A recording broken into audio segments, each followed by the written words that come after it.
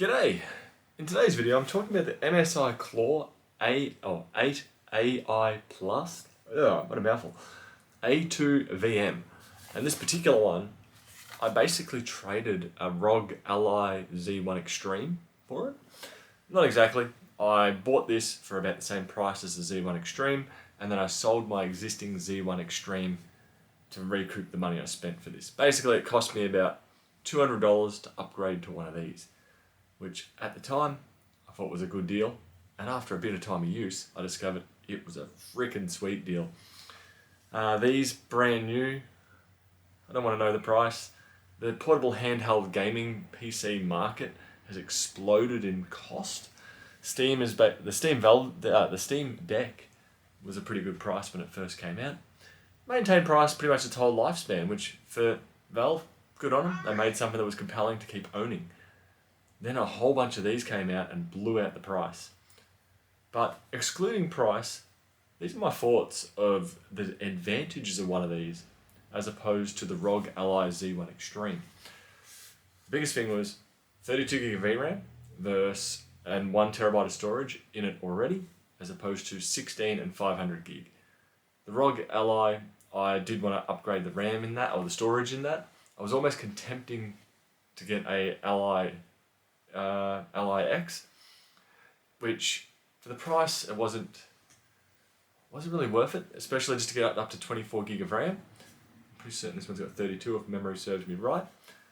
But the other thing that, since changing to this, the larger screen on it and the smaller bezel does make the ROG Ally screen feel fairly small in comparison, even though it's only an inch bigger. But this screen I've been very happy with. Now, the two things that I've really enjoyed about this over the ROG Ally: battery life. The battery life on this has been brilliant. The gaming performance has been pretty much on par with what I expected from the ROG Ally Z1 Extreme. So gaming performance hasn't really changed. Overall high frame rates are pretty much the same.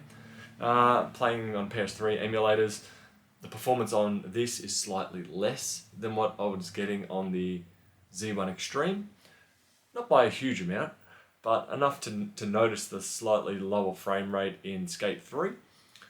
But the biggest thing that this kills it with is battery life. So for example, one game that I have been playing on here is Control.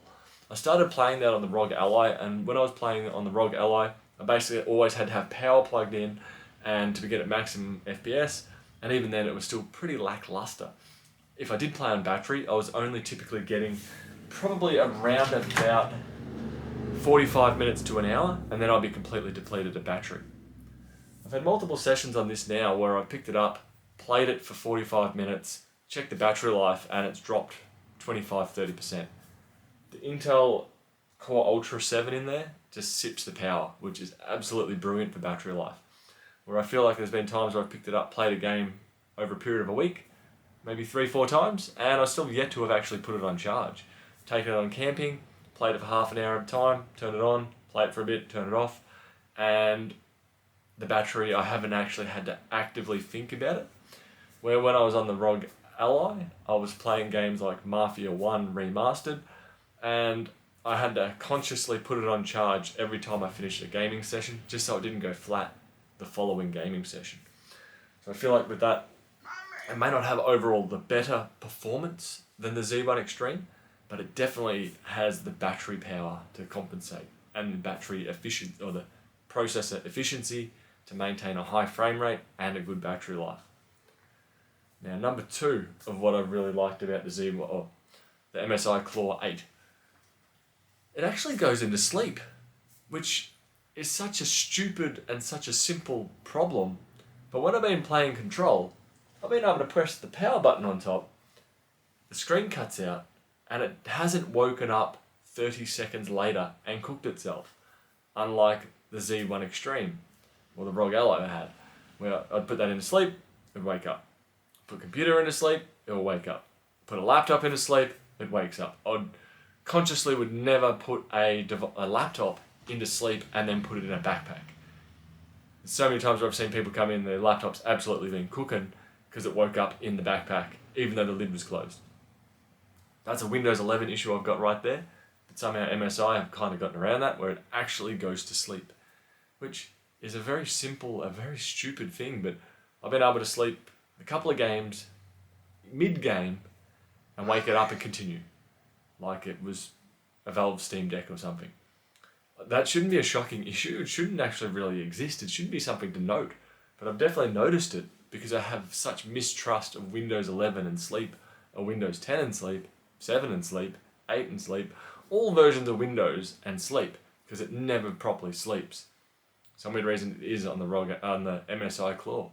So, granted, my thoughts of this compared to the Claw, it is about, from when I was looking at pricings, the MSI Claw is about 50% more expensive than the ROG Ally. How much do those features worth to you? How much is the hassle of you putting it on charge? The other thing that I do like the idea of is Thunderbolt 4 on the Claw, which means an eGPU. I was finding the performance on the ROG Ally limiting, and I was looking into ways to add an external graphics, and nothing was really cheap. Being with a proprietary plug on the ROG Ally Z1 as opposed to the ROG Ally X. So I was trying to justify spending more, but then I had this come up as a possible trade or a purchase and a sell, and I'm like, I couldn't really say no to it. So yeah, that's my thoughts, or my two positive things on the MSI Claw. The battery life of it has been absolutely brilliant. So no complaints at all with the battery life on there. Performance, slightly similar to the ROG Ally or the Z1 Extreme, but basically I treat it as a similar device. I give it the same tasks to play the same games, and I'm not really expecting too much different. That extra 32 gig of RAM that's in there as opposed to 16 is definitely brilliant. I'm very happy with that. So overall, extremely happy. Anyway, that's just my thoughts on it, and I'll see you later. Bye.